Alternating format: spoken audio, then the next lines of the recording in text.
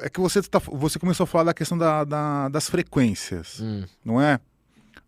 Eu estava lendo outro dia o conceito das medbeds, que são como é que a gente pode chamar isso? Seria uma câmara em que a pessoa deita lá, aí passa um scanner que vai identificar as frequências todas dos órgãos que a pessoa tem ali, para ver qual que não está no campo vibracional correto. E aí essa cama, essa medbed, ela ia ressignificar a frequência, né, para que ela se alinhasse novamente com o padrão. Na verdade, é exatamente o que você falou, assim, mas tem até um filme que fala disso, acho que é Elysium. Você viu esse filme? Eu vi. Ele tem duas Acho que é do versões. Matt Damon, eu acho. Eu não assisto muito filme, mas eu já ouvi falar. Daí tem lá, é o povo do futuro lá, tal, não sei o que. Aí, pô, você passa, faz um scanner lá, dele vê, ó, tá com célula cancerígena, vibracional tipo Sim. tal. Aí essa máquina, essa cápsula, ela emite uma, sei lá, imagina que seja uma frequência sonora. Sim. E aí essa frequência anularia ou realinharia o campo vibracional da célula e tal, não sei o quê. É isso, você tá falando desse conceito. A gente usa isso. Como? Tem aparelhos que fazem isso. Por exemplo, você tem um problema de próstata, por exemplo. Próstata disfuncional. Eu pego um aparelho que tem duas pás, eu coloco no seu braço, coloco a frequência da próstata saudável e eu emito ela no seu organismo. Ela vai começar a entrar em ressonância com a sua próstata e a sua próstata vai começar a vibrar e ela fica saudável. Não é assim, passe de mágico. Não é ultrassom, é um aparelho emissor de frequência. Um aparelhinho. Você escolhe a frequência, ele joga a frequência no seu corpo. Então, mas a minha dúvida a gente consegue hoje medir os campos vibracionais dos órgãos? Existem aparelhos que fazem isso, sim. Não com tanta precisão ainda, mas eu acredito que só falta lançar. Mas tem forma de fazer isso através de radiestesia, né? Então, já ouviu falar de radiestesia? É medição de frequência. Mas essa que a gente tem aqui no programa, que é com Sim, pêndulos. Pode ser com pêndulo, pode ser com aurímetro, pode ser com bidort. Aurímetro. A gente mediu a aura do guru outro dia aqui. Foi. Ela não mede só a aura, não. Depende do que você emana, né? Se eu falar assim, eu chego perto do seu corpo e falo assim, esse cristal faz bem pro campo dele? Se ela sair, não faz. Chama biorressonância. Biorressonância. Tá, mas aí a medicina clássica entende isso como? Ou a ciência? Isso daí é charlatanismo, é pseudociência. Isso não existe pra medicina clássica. Isso é loucura, isso aí é paranormal. Não é nem paranormal, isso nem é normal. Isso é fora do normal. Porque assim, é o futuro da medicina, cara, não tem jeito. Vai chegar uma época que você vai ver esses aparelhos de todo canto. E o mais legal, você não precisa do aparelho, você precisa de qualquer emissor de frequência. Tem um cientista, Raymond Rife, é um cientista que ele tem um vídeo mostrando como ele estava tratando células com microscópio com frequência. É muito simples, sabe aquelas taças de vinho, o cara faz um som ali, estoura, como é que estoura? É a voz dele entrando em frequência com o vidro e estoura, vibra e estoura. A mesma coisa, eu posso jogar uma frequência para uma célula, que é a mesma frequência, ela ressoa, pum, ela só uma estoura. É muito louco. Mas uma estrutura orgânica, ela conseguiria se alinhar a uma frequência da mesma forma que um cristal, por exemplo? Tudo é frequência.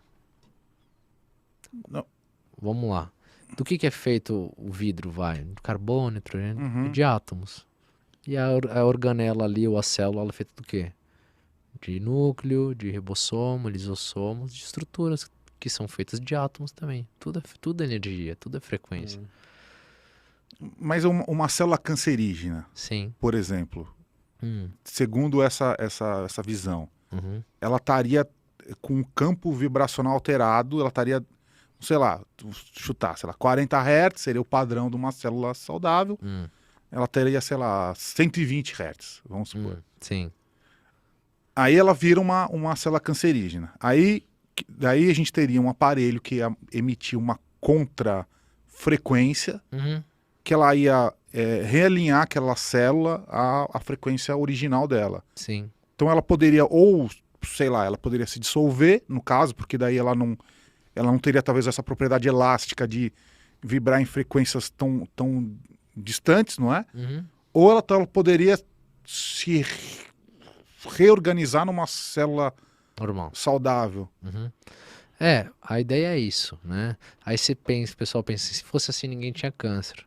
O problema não é você jogar uma frequência que vá estabilizar essa célula. O problema é que o emissor de frequência da doença está presente.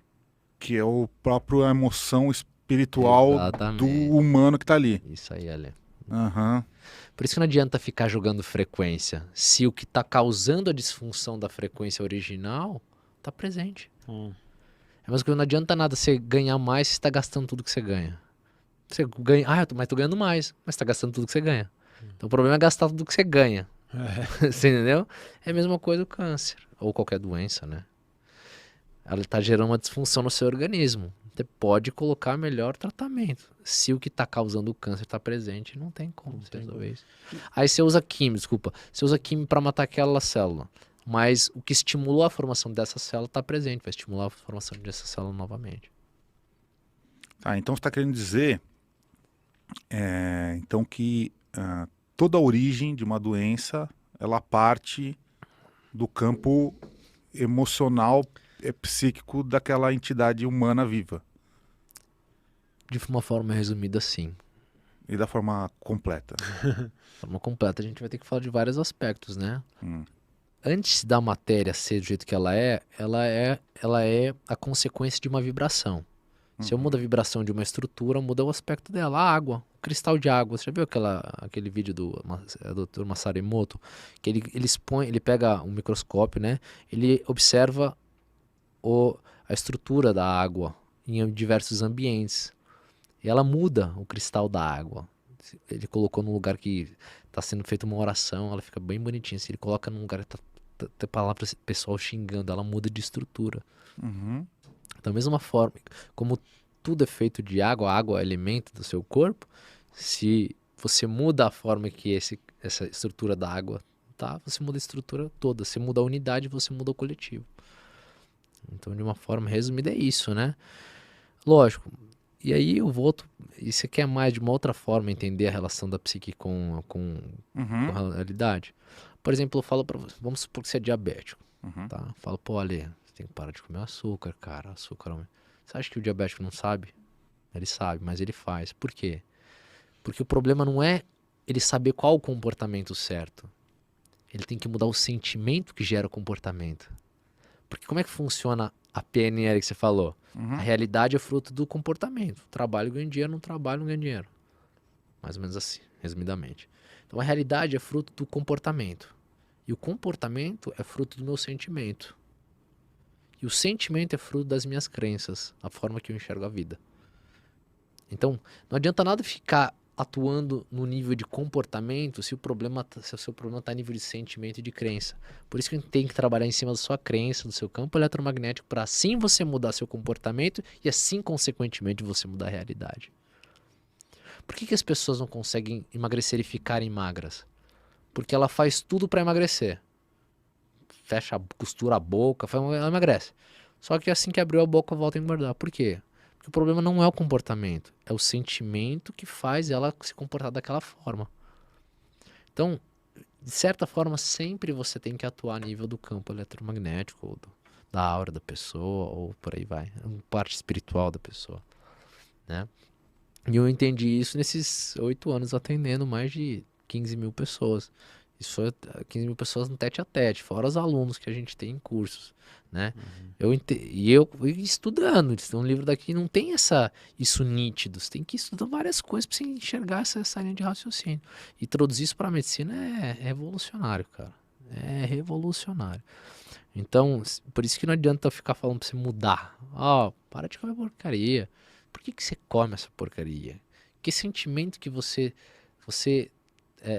te faz comportar dessa forma? É aquilo que eu tenho que transformar. Para mudar sentimento, o sentimento é a forma que eu leio a vida eu tenho que mudar a lente. Se eu te der um óculos com lente vermelha, você vai enxergar tudo vermelho. Eu posso jurar pra você que a parede é branca, você fala, é vermelho. Porque a lente que você está usando é vermelha. Então, para mudar a forma que eu enxergo a vida, eu tenho que mudar a lente. A lente é a junção das crenças que você tem sobre as coisas. Que você adquiriu desde o dia que você nasceu até o dia de hoje. Acho que faz total sentido isso. Na verdade, o que eu entendo desse ponto é o seguinte, né? A pessoa, por exemplo, que mantinha um estilo de vida que desencadeou uma diabetes, por exemplo, está associado a sentimentos e a frustrações e a Falta de doçura, não. ansiedades e momentos de depressão e o uso do açúcar como uma muleta ou um conforto imediato, rápido e tal, aquela coisa toda. Aí quando ela desenvolve a diabetes, ela vai só tratar a diabetes com remédio, só que toda aquela carga de churume, como o guru gosta de usar, vai continuar lá consumindo a vida da pessoa. Ela vai continuar deprimida, ansiosa, desesperada, depressiva. Então, assim, todos os sentimentos que desencadearam a doença vão continuar lá. Então, por mais que ela trate a doença, do ponto de vista medicinal, ela vai estar só atacando um efeito. Medicina clássica, né? Não é? Qual que é o objetivo da medicina clássica? É normalizar seu exame de sangue. É fazer aquele número entrar no valor de referência, né? Ah, não, sua glicose tem que estar entre tanto e tanto. Tá bom, o que quer dizer? Se você colocou a glicose dentro daquele valor, não quer dizer que você está bem. O exame é um complemento. Eu dou um exemplo, assim, a gente vai pescar, a gente joga a rede no lago. Puxa a rede e não saiu nada. Você fala, pô, você não tem peixe aqui. Quem disse? Talvez o furinho da rede é maior que o peixe. Então não quer dizer que... O exame é isso, é jogar a rede no lago pra você tentar pegar alguma coisa. Qual o melhor exame que existe? É o corpo humano. São os sintomas. É a doença. Muitas vezes a pessoa tá sentindo alguma coisa que não tá legal no corpo dela, vai no médico, o médico pede exame e fala, tá tudo bem, você não tem nada. A pessoa olha assim, não, como eu não tenho nada? Eu tô sentindo que eu não tô bem. Então, o exame não é suficiente. O melhor exame por isso que nossa consulta é pelo menos 30 minutos. A consulta chega até 1 hora. Pelo que eu estou entendendo, é meio que uma terapia que você faz Eu para... chamo de terapia, porque terapia envolve uma outra metodologia. Uhum. Né? É uma boa anamnese. Uma boa anamnese são as perguntas que a gente faz. Uhum. Porque numa consulta de 10 minutos você consegue perguntar o que para a pessoa? Nada. Sim. Eu preciso saber como... Porque a gente pergunta, você tem refluxo? Como é que é a sua digestão? Se sente bem? Seu intestino? Tem queda de cabelo? Como é que é a sua pele? Como é que é o seu vigor sexual? Você dorme bem? Você segue algum tipo de dieta? Já teve algum problema? Toma algum tipo de remédio? É um monte de pergunta. Como é que eu vou mapear o problema se eu nem sei nada de você? Uhum. Em consultas mais complexas, a gente vai muito além. Isso aí não é comum. Né? Eu pergunto dos seus pais, eu pergunto da sua família, do seu relacionamento com seus pais, o que você trabalha, como é que é a sua relação com o seu trabalho, como é a sua vida financeira, você é satisfeito. Porque muitas vezes a causa do seu problema é uma insatisfação financeira, por causa de uma crença de escassez que você tem. Que médico que pensa nisso? Nenhum. Você entendeu? É uma crise com um parente, com um pai, uma coisa... Eu tenho que investigar qualquer causa. Uhum. Entendeu? Se eu não vou fazer isso, eu vou fazer o quê? Toma esse remédio e vai embora. Aquieta esse sintoma mesmo. Vai acumulando, vira um câncer, vira uma doença autoimune, viram as doenças incuráveis. Não existe doença crônica que nasce da noite pro dia, esquece. Uhum. Você não vai dormir e acordar outro dia, tô com um nó na mama, o que é isso? Câncer. Não é assim. É o corpo avisando, começou com uma cólica menstrual ali, você tratou com anticoncepcional, você não foi ver que seu corpo tava gritando que ele tá inflamado. Aí começou a ter foco de endometriose, começa a usar remédio mais forte. Aí futuramente desenvolve um câncer de colo de útero, uma doença autoimune. Não tem nada a ver. Né? Toma remédio para essa doença agora. E o corpo tá lá desde o dia que a mulher menstruou, mostrando para ela que algo não tava legal. Só que foi empurrando, levando com a barriga, vai aumentando o tamanho do problema e a consequência é o que a gente vê hoje.